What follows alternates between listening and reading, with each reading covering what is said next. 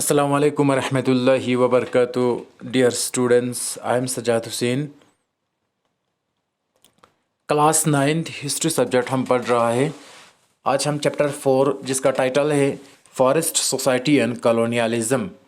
इसी चैप्टर का इससे पहले मैंने लगभग 4-5 वीडियो सेंड किए हैं। आज हम नेक्स्ट जो इसके बाद जो हमने नहीं पढ़ा था वो हम देखेंगे। आज का जो टाइटल है वो है रिबेलियन इन द फॉरेस्ट। इस चैप्टर में हमने देखा कि किस तरीके से ब्रिटिश ने और यूरोपियंस ने जो कानून और एक्ट बनाया उसका असर हिंदुस्तान के लोगों के ऊपर कैसे पड़ा। ठीक, जो हिंदुस्तान के जंगली लोग थे, जो मतलब ट्राइबल पीपल्स थे, जो फॉरेस्ट पीपल्स थे, वो ब्रिटिश के आने से पहले हंटिंग गैदरिंग या जंगलों से काफ़ी ज़्यादा इस्तिफ़ादा लेते थे, फ़ायदा लेते थे। लेकिन जब से ब्रिटिशर्स ने क्या किया, इंटरफेयर किया, तब से लेकर आज तक, तब से लेकर मतलब उसके बाद इंडियंस की ज़िंदगी काफ़ी ज़्यादा मुतासिर हुआ।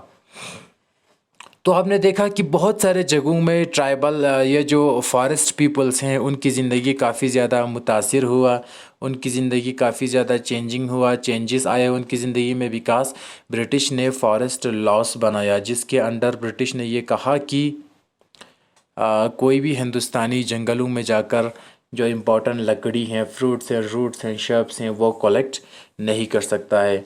एज ए रिज़ल्ट जो फॉरेस्ट पीपल्स हैं उनको काफ़ी ज़्यादा नुकसान उठाना पड़ा, क्योंकि उनकी सारी ज़िंदगी की जो दारो मदार था वो इन्हीं जंगली जो मतलब पैदावार होते हैं इन्हीं पर डिपेंड था।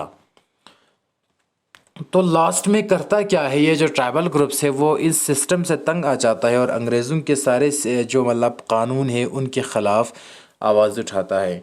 तो हिंदुस्तान के बहुत सारे कानून में क्या करता है, जो फॉरेस्ट पीपल होता है वो रिबेलियन करता है, बगावत करता है, अंग्रेज़ों के कानून को नहीं मानता है। In many parts of India and across the world, forest communities rebelled against the changes that were being imposed on them. The leaders of these movements against the British, like Sidhu and Kanu in the Santhal Parganas, Birsa Munda of Chota Nagpur, or Aluri Sitarama Raju of Andhra Pradesh, are still remembered today in songs and stories. We will now discuss in detail one such rebellion which took place in Kingdom of Bastar in 1910. Hindustan के बहुत सारे कोनों में और दुनिया के बाकी मतलब कॉर्नर्स में भी, बाकी दुनिया के कोनों में भी क्या किया, फॉरेस्ट पीपल्स ने भी रिबेलियन और बगावत या प्रोटेस्ट इन्होंने किया। क्यों? क्योंकि इनकी ज़िंदगी पर अंग्रेज़ों ने काफ़ी ज़्यादा जुल्म किया था। अगर हम इंडिया की बात करेंगे तो हिंदुस्तान में भी ब्रिटिशर्स ने क्या किया, फॉरेस्ट पीपल्स की ज़िंदगी जो है काफ़ी तंग बना के रखा था, उनके ऊपर रिस्ट्रिक्शंस और टैक्सेस और पाबंदियां इम्पोज किया, जिसके अगेंस्ट में बहुत सारे जो, अगर हम ट्राइबल या जंगली जो लोग होते हैं उनके अगर हम लीडर्स की बात करेंगे तो सिद्धू एंड कनू था, वो संथाल ग्रुप से ताल्लुक़ रखते थे। ये भी मतलब फॉरेस्ट पीपल था। एक ग्रुप था परगनास जिनको कहते हैं, बिरसा मुंडा, और एक लड़का था जो छोटा नागपुर रीजन में रहने वाला एक लड़का था, अलूरी सीतारामा राजू। ये आंध्र प्रदेश के पहाड़ियों का एक ट्राइबल या फॉरेस्ट पीपल था, इसमें से एक इनका लीडर था। तो ये कुछ ऐसे मशहूर है। इनके अलावा भी बाकी भी क्या बोलते हैं इसको, जो लीडर्स हैं ट्राइबल या फॉरेस्ट पीपल्स के वो भी हैं, लेकिन ये जो 3-4 हैं वो बहुत ज़्यादा पॉपुलर हैं। और आजकल जो ट्राइबल या जो फॉरेस्ट पीपल अपना जो ओल्ड सॉन्ग्स सुनाते हैं या सुनते हैं तो उनकी सॉन्ग्स में इन तीनों का ज़्यादा नाम आ जाता है हिंदुस्तान में। ठीक है, इन सारे रिबेलियन में से, इन सारे बगावत में से एक बगावत के बारे में आज हम पढ़ेंगे, जो कि पीपल ऑफ बस्तर, जो बस्तर एक विलेज है, बस्तर के लोगों ने किस तरीके से 1910 में बगावत किया, किसके खिलाफ, ब्रिटिशर्स के खिलाफ। ठीक है, the people of Bastar. Bastar is located in the southern most part of Chhattisgarh and borders Andhra Pradesh, Odisha and Maharashtra. The central part of Bastar is on a plateau. To the north of this plateau is Chhattisgarh plain, and to its south is the Godavari plain. The river Indravati winds across Bastar east to west. A number of different communities live in Bastar, such as Maria Gons, Durvas, Batras, and Halvas. They speak different language but share common customs and belief. The people of Bastar believe that each village was given its land by the earth. ठीक, तो यहाँ पे कहता है कि एक village है बस्तर, जो है एक गांव का नाम है। बस्तर क्या है? एक गांव का नाम है जो कि छत्तीसगढ़ में है। छत्तीसगढ़ आपका एक स्टेट है। उस टाइम पे स्टेट नहीं हुआ करता था, लेकिन अभी छत्तीसगढ़ एक स्टेट है। बस्तर विलेज में जो पीपल्स था वो छत्तीसगढ़ स्टेट में आता है। छत्तीसगढ़ के साउथर्न साइड में है ये विलेज। ठीक है, छत्तीसगढ़ का जो स्टेट है हिंदुस्तान का, उसके साउथ साइड में क्या है? बस्तर विलेज है। बस्तर जो विलेज है या जो छत्तीसगढ़ का जो मतलब स्टेट है, उसके इर्द गिर्द आंध्र प्रदेश, उड़ीसा और महाराष्ट्र पाए जाते हैं, ये 3 स्टेट। तो बस्तर छत्तीसगढ़ के साउथर्न साइड में एक विलेज है। बस्तर का जो सेंट्रल पार्ट है वो एक प्लेटो पे है। प्लेटो मतलब वो थोड़ा पहाड़ी जैसा है, वो एक प्लेटो उसको कहते हैं, जहाँ पे ऊपर प्लेन होते हैं, बाकी 3 या 4 साइड पे स्लोप होते हैं। ठीक है, तो बस्तर जो विलेज है वो छत्तीसगढ़ में है, साउथ साइड में है, और वो एक प्लेटो की तरह है, एक पहाड़ी के ऊपर वो विलेज है। इस प्लेटो के नॉर्थ में छत्तीसगढ़ का मतलब प्लेन है, और साउथ में गोदावरी का प्लेन है। ठीक, एक रिवर है दरिया इंद्रावती, एक river Indravati wind across Bastar east to west. एक दरिया है इंद्रावती, और ये जो दरिया है वो बह जाता है east to west Bastar village को क्रॉस करके। ठीक, बहुत सारे कम्युनिटीज़ के लोग मतलब अलग अलग जंगली या ट्राइबल पीपल्स बस्तर में रहते थे, जिनका नाम है मोरिया, गोंस, दुर्वास, बतराज एंड हलवास। ठीक है, ये सारे एक ट्राइबल या जंगली कम्युनिटीज़ लोगों के ग्रुप के नाम हैं जो कि बस्तर विलेज में रहते थे।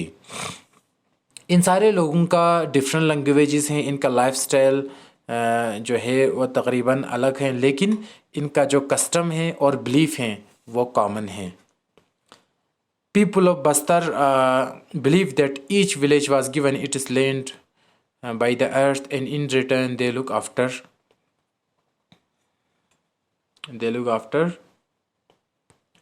the earth by making some offerings at each agricultural festival.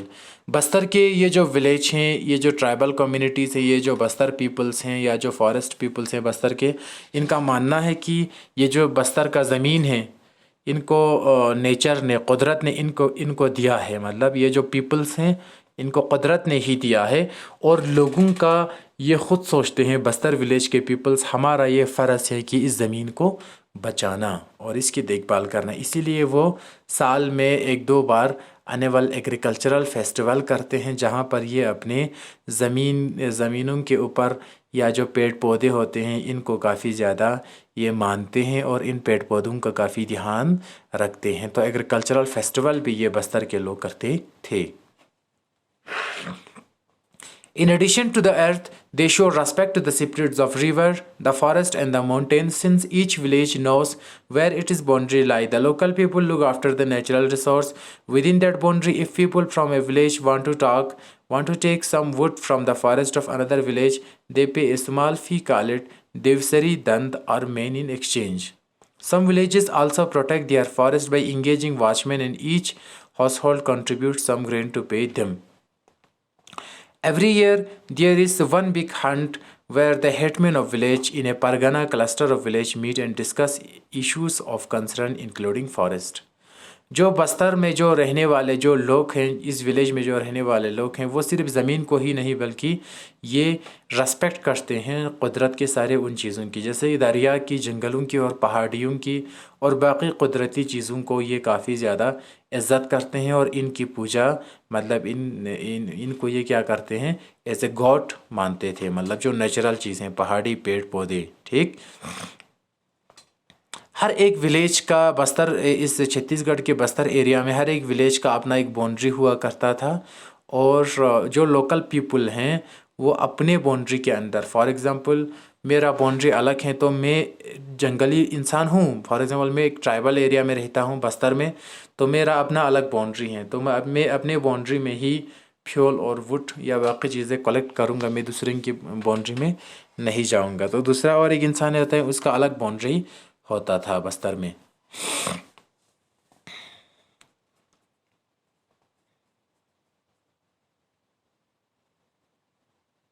हाँ, तो मैंने यहाँ पे कहा कि एक जो विलेज होता है, बहुत सारे विलेज जो है, फॉर एग्जांपल अगर मैं एक विलेज में रहता हूँ तो मैं अपने विलेज के अपने जंगल में से सब कुछ हासिल करूँगा, चाहे मुझे फ्यूल की ज़रूरत पड़े या बाकी चीज़ों की ज़रूरत पड़े।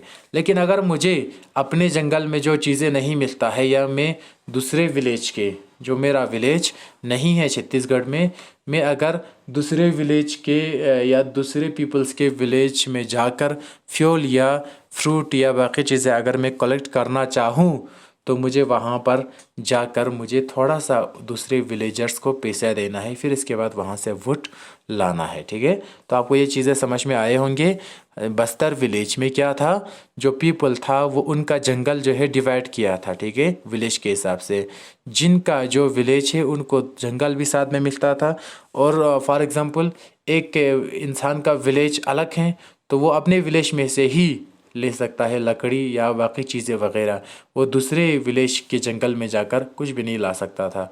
अगर फिर भी उसको अपने विलेज के जंगल को छोड़कर दूसरे, जो मतलब छत्तीसगढ़ के दूसरे विलेज हैं, अगर उस जंगल से कुछ लाना होता है तो उसको फ़ी या अमाउंट पे करना पड़ता था। और उस अमाउंट को या उस पैसे का जो नाम था, देवसिरी कहते थे, दांत और दांत भी कहते थे। ठीक है, मतलब कीमत, किसका कीमत, मैं अपने विलेज को छोड़कर दूसरे के विलेज में से मैंने कुछ लाया तो मुझे उसका कीमत अदा करना पड़ता था। ठीक है, या उसकी कीमत में पैसे या उसकी जगह पर इंसान भी बेच दिया जाता था। फॉर एग्ज़ाम्पल अगर मुझे जो दूसरा विलेज है, जो मेरा विलेज नहीं है, मैं बस्तर में रहता हूँ, तो मुझे अगर मेरे पास जो चीज़ें हैं या पैसे हैं या बाकी चीज़ें नहीं हैं, तो मुझे उन विलेजर्स को अपना एक लड़का या मतलब मेरा एक फैमिली मेम्बर उनको देना पड़ता था, किसके बदले में, क्योंकि मैंने उस विलेज के जंगल से क्या लिया, फ्रूट्स या वगैरह चीज़ें लिया। कुछ विलेजर्स ऐसे थे जो अपने जंगलों को देखने के लिए वॉचमैन रखते थे गेट्स पर। ठीक है, जंगलों को गेट्स बनाकर वहाँ पे वॉचमैन देखने के लिए बैठते थे कि कौन जंगल में आता है, कौन नहीं आता है, कौन हमारे विलेज का है, कौन बाहरी विलेज का है। ठीक है, तो इस तरीके से काफ़ी ज़्यादा स्ट्रिक्ट था।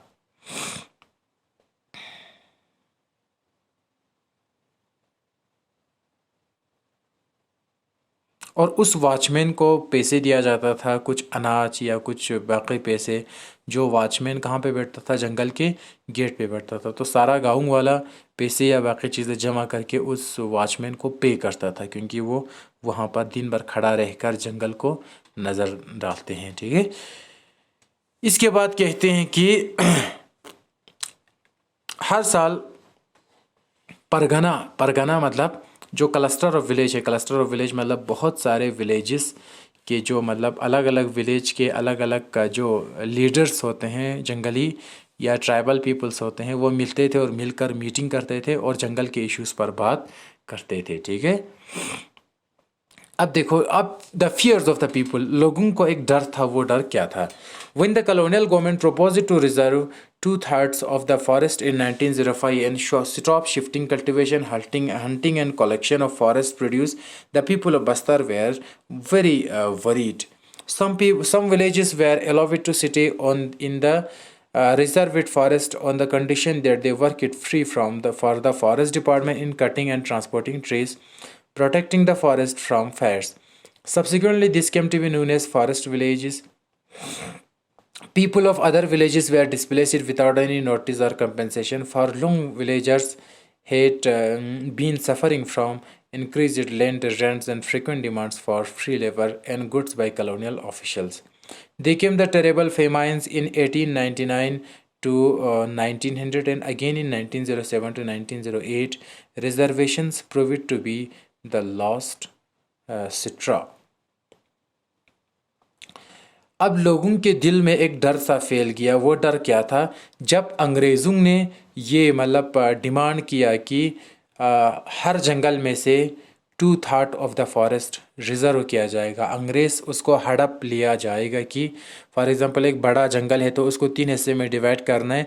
और उसको मैंने उस दिन भी बताया था कि 3 टाइप के फॉरेस्ट को अंग्रेज़ों ने क्या किया, जंगलों को 3 टाइप में डिवाइड किया, रिजर्वेड फॉरेस्ट, प्रोटेक्टेड फॉरेस्ट और शायद विलेज फॉरेस्ट। ठीक है, तो प्रोटेक्टेड फॉरेस्ट और विलेज फॉरेस्ट में ट्राइबल पीपल्स जा सकते हैं, लेकिन रिजर्वेड फॉरेस्ट में ट्राइबल पीपल्स या जंगली लोग जा नहीं सकते, क्योंकि उनको उसको क्या किया, अंग्रेज़ों ने ले लिया। ठीक, तो इस तरीके से बस्तर के जो विलेज का जो परेशानी था वो धीरे धीरे बढ़ गया।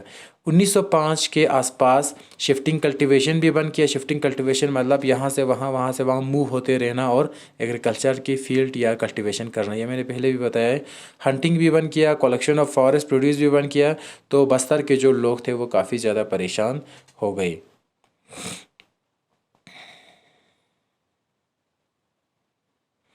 कुछ बस्तर के लोग ऐसे थे जो अंग्रेज़ों ने जिनको ज़बरदस्ती तौर पर जंगल में रखा और जंगल में इनका काम करवाया, जैसे कि ट्रांसपोर्टिंग में या जंगल में वुड कटिंग के लिए अंग्रेज़ों ने कुछ लोगों को रखा और इनके ऊपर ज़बरदस्ती तौर पर फोर्सफुली इनसे काम करवाया और इनको इसके बदले में ज़्यादा पैसे भी नहीं मिलता था।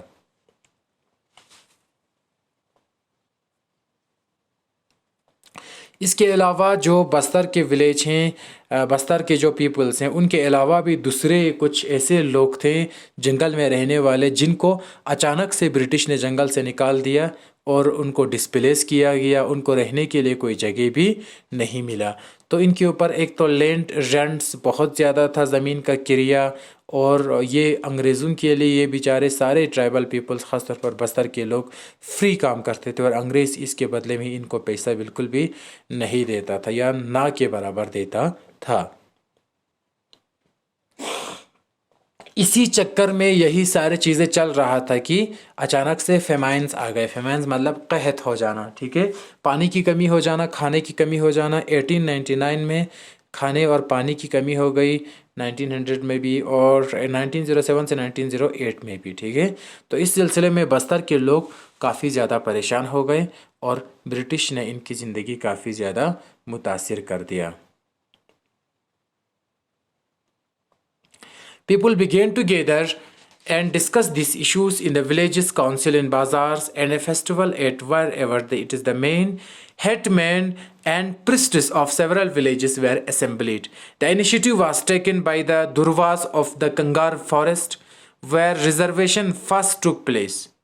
Although there was no single leader, many people speak of Gunda Dur from village Nethenar as an important figure in the movement.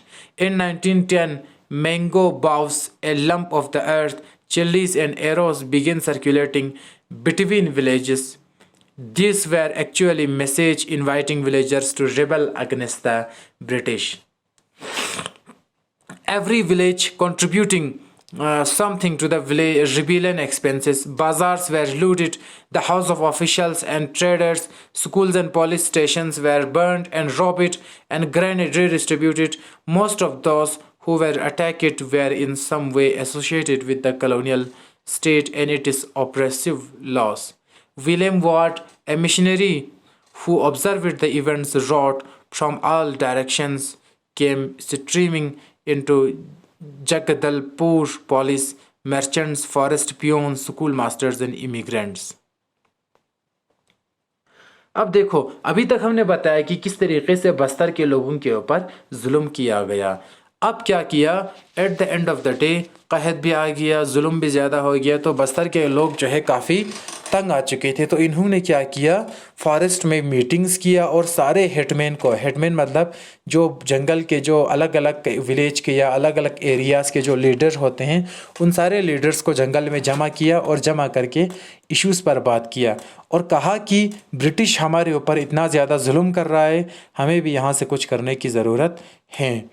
ये कदम ब्रिटिश के ख़िलाफ़ आवाज़ उठाना और ब्रिटिश के ख़िलाफ़ प्रोटेस्ट करने का जो कदम है वो सबसे पहले दुर्वास ने लिया। दुर्वास एक ट्राइबल ग्रुप का नाम है, जंगली कम्युनिटी का नाम है, जो कि कंगार फॉरेस्ट में रहते थे, जिन पर सबसे पहले फॉरेस्ट के कानून, फॉरेस्ट के एक्ट इम्पोज किया गया।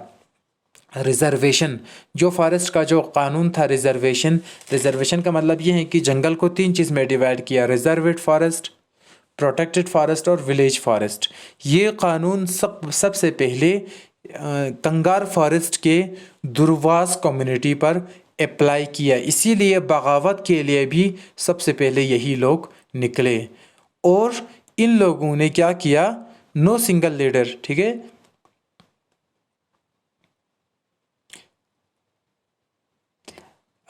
एक लीडर है यहाँ पे गुंडा दूर, ये निथेनार विलेज का रहने वाला था।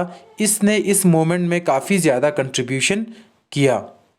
1910 में mango boughs, lump of earth, chillies और एरोस, जंगली लोगों ने एक दूसरे के पास सर्कुलेट करना, एक दूसरे को एरोस और तीर या मतलब बाकी जो चिल्लीस मतलब जो मतलब बाकी चीज़ें हैं, ये सब सर्कुलेट करना शुरू किया।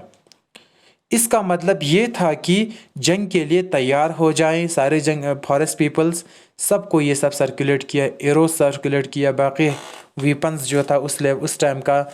इसका मतलब ये था कि अंग्रेज़ों के ख़िलाफ़ बगावत होने वाला है, हम सबको तैयार होने की ज़रूरत है। हर विलेजर्स ने कंट्रीब्यूट किया, कुछ पैसे या बाकी जो चीज़ें हैं, बाकी जो हथियार हैं, बाकी जो तीर हैं, कमान हैं या एरोस हैं, ये सब कुछ दस्तयाब या कलेक्ट करके क्या किया, अंग्रेज़ों के ख़िलाफ़ जंग करने के लिए तैयार हो गए। फिर बाज़ार में जाकर अंग्रेज़ों के दुकानों और ऑफिशियल स्कूल्स, पुलिस स्टेशंस को जला दिया, उन पर पत्थर मारना शुरू किया। और जो अंग्रेज़ों ने ग्रेन यानी कि अनाज या जो फसल इन बेचारे ट्राइबल से लेकर आज तक लूट के इनसे लेकर अंग्रेज़ों ने क्या किया था, जमा करके स्टोरों में रखा था। तो उन स्टोर्स में जाकर उन सारे फसलों को फिर से तोड़ कर इन ट्राइबल्स पीपल्स ने अपने जो बीच में डिवाइड कर लिया। कॉलोनियल स्टेट जो अंग्रेज़ था या जो ब्रिटिशर्स था, उनके ख़िलाफ़ उन्होंने जो कानून बनाया था, उनके ख़िलाफ़ बहुत सारे ऑप्रेसिव लॉस जो बेचारे ट्राइबल्स के ऊपर या जंगली लोगों के ऊपर डाल दिए थे, इन सब को ख़त्म करके फेंक दिया, ठीक है। इसके बाद विलियम वॉट एक अंग्रेज़ मिशनरी था। इसने अपने किताब में लिखते हैं कि इसने ऑब्ज़र्व किया कि हर डायरेक्शन से मतलब Jagdalpur police, merchants, forest peon, school master और इमिग्रेंट्स, सब के ऊपर क्या किया इन्होंने, मतलब फॉरेस्ट पीपल्स ने हमला किया। ये विलियम वॉट लिखते हैं। इसके अलावा यहाँ पे कहते हैं कि British sent troops to the suppress the rebellion. The Adivasi leaders tried to negotiate, but the British surrounded their camps and fired upon them. After that, they marched through the village, flogging and punishing those who had taken part in the rebellion. Most villages were deserted as people fled into the jungles. It took 3 months, February to May, for the Britishers to regain control. However, they never managed to capture Gundadur. In a major victory for the rebels, work on reservation was temporarily suspended, and the area to be reserved was reduced to roughly half of that planned before 1910. अंग्रेज़ों ने अब बगावत को रोकने के लिए क्या किया, अंग्रेज़ों ने फ़ौज भेज दिया। ट्रुप्स मतलब फ़ौज। जो आदिवासी या जो पहाड़ी या जंगली लोग था, वो अंग्रेज़ों से बात करके सुलझाना चाहता था, लेकिन अंग्रेज़ों ने बिना उनकी बात सुने इनके ऊपर फायर कर दिया और इनको काफ़ी ज़्यादा नुकसान पहुंचा दिया। अंग्रेज़ों ने चुन कर उन लोगों को मार दिया जो कि बगावत में पार्टिसिपेट जिन्होंने किया था। सारे लोगों ने विलेजेस को छोड़कर जंगलों में भाग गए। अंग्रेज़ों को तकरीबन 3 महीने लगा, फरवरी से मई तक, फिर से हालात पर कंट्रोल करने के लिए। लेकिन अंग्रेज़ों के हाथों में एक ट्राइबल कम्युनिटी का लीडर था गुंडादुर इनके हाथ में नहीं आया। ये ट्राइबल कम्युनिटी का लीडर जो है वो भाग गया। फिलहाल के लिए अंग्रेज़ों ने जंगल के कानून या जंगल के जो एक्ट जिनके ऊपर ट्राइबल कम्युनिटीज़ या फॉरेस्ट पीपल नाराज़ होकर मतलब जो रिबेलियन किया था, अंग्रेज़ों ने कहा कि फ़िलहाल के लिए हम क्या करते हैं, फ़िलहाल के लिए परमानेंट नहीं, हम इन ट्राइबल जो जंगल के जो कानून है इनको हम सस्पेंड करते हैं 1910 तक। The story of the forest and people of Bastar does not end there. After independence, the same practice of keeping people out of the forest and reserving them for industrial use continued. In the 1970s, the World Bank proposed that 4,600 hectares of natural sal forest should be replaced by tropical pine to provide pulp for the paper industry. It was only after protest by local environmentalists that the project was stopped. Let us now go to another part of Asia, Indonesia, and see what was happening there over the same period. जो बस्तर के जो गाँव के छत्तीसगढ़ में जो Bastar people रहते थे, उनको आज़ादी से पहले अंग्रेज़ों ने उनके ऊपर जुल्म किया। अब आज़ादी के बाद भी, हिंदुस्तान जब आज़ाद हुए तो उसके बाद भी इनकी मुसीबतें कम नहीं हुए। आज़ादी के बाद हिंदुस्तान के जो सरकार था, इन्होंने भी बस्तर के विलेज पीपल्स के ऊपर ज़्यादा कुछ रहम नहीं किया, क्योंकि इंडियन पीपल्स को बस्तर के इस विलेज में काफ़ी ज़्यादा रिसोर्स नज़र आ रहा था। जो बस्तर विलेज था वहाँ पर डिफरेंट टाइप के प्लांट्स और ट्रीज़ था और उनसे पेपर्स या बाकी चीज़ें प्रोडक्ट्स बना सकते थे। लेकिन बस्तर के जो विलेजर्स था, जो गाँव वाले हैं या जो बस्तर विलेज के जो फॉरेस्ट पीपल्स हैं, वो हिंदुस्तान सरकार को अपना ज़मीन और दरख्तें या फॉरेस्ट के रिसोर्स देना नहीं चाहता था। इसीलिए बस्तर पीपल्स ने हिंदुस्तान सरकार के ख़िलाफ़ भी with the passage of time, आज़ादी के बाद हिंदुस्तान सरकार के ख़िलाफ़ भी प्रोटेस्ट करना शुरू किया। 1970 में वर्ल्ड बैंक ने कहा कि 4,600 हेक्टर नेचुरल साल एक दरख्त होता है, forest should be replaced by tropical pine. ठीक है, इनमें से क्या करना चाहिए, ये जो नेचुरल साल का जो बस्तर में जो मतलब जो दरख्त था उन सब को हटाकर यहाँ पर पेपर जिस इंडस्ट्री से निकालते हैं वैसे इंडस्ट्रीज इन जंगलों में बना देना चाहिए। ठीक है, तो वर्ल्ड बैंक ने ये प्रपोज किया तो इंडियन सरकार ने बस्तर विलेजेस के ऊपर या उसके अंदर इंडस्ट्री बनने के लिए तैयार था। लेकिन जो लोकल पीपल्स था, इन्वायरमेंटलिस्ट था, इन्होंने क्या किया, हिंदुस्तान सरकार के ख़िलाफ़ प्रोटेस्ट करके कारखाने बनाने से रोक दिया। यहाँ पर हिंदुस्तान की बात ख़त्म होती है। अब एशिया के दूसरे पार्ट्स और इंडोनेशिया में देखते हैं कि किस तरीके से जंगलों के जो क़वानीन बनाए डिफरेंट ट्राइबल कम्युनिटीज़ के ख़िलाफ़, उसकी वजह से इनकी ज़िंदगी कैसे मुतासिर हुई। ठीक है, तो आज हम यहीं पे रखते हैं, मिलते हैं नेक्स्ट पैराग्राफ को लेकर किसी और वीडियो में। तब तक के लिए खुदा हाफिज़।